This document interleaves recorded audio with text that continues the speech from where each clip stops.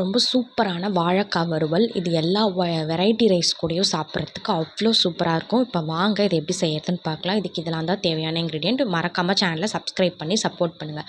ஒரு தட்டில் ஒரு 2 டேபிள் ஸ்பூன் போல் குழம்பு மிளகாத்தூள், 1/4 டீஸ்பூன் கார்ன்ஃப்ளவர், ஒரு பிஞ்ச் பெருங்காயத்தூள், 1/2 டீஸ்பூன் உப்பு சேர்த்து கொஞ்சம் கொஞ்சமாக தண்ணி சேர்த்து நல்லா கலந்து விட்டுக்கோங்க. கட்டிகள் இல்லாமல் இந்த பதத்துக்கு கலந்து எடுத்துக்கோங்க.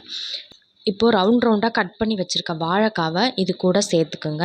சேர்த்து நல்லா அந்த மசாலா நல்லா கோட் ஆகுற மாதிரி இந்த வாழைக்காயில் மசாலாவை கோட் பண்ணுங்கள். இப்போ ஒரு தவா நல்லா ஹீட் ஆனது 1 டேபிள் ஸ்பூன் எண்ணெயை நல்லா ஸ்ப்ரெட் பண்ணி விட்டு நம்ம மசாலா கோட் பண்ணி வச்சுருக்க வாழைக்காவை ஒன்று ஒன்றா இதில் சேர்த்துக்குங்க. சேர்த்து ஒரு 3 டேபிள் ஸ்பூன் போல் எண்ணெய் விட்டு மீடியம் ஃப்ளேமில் 5 மினிட்ஸ் வேக விடுங்க.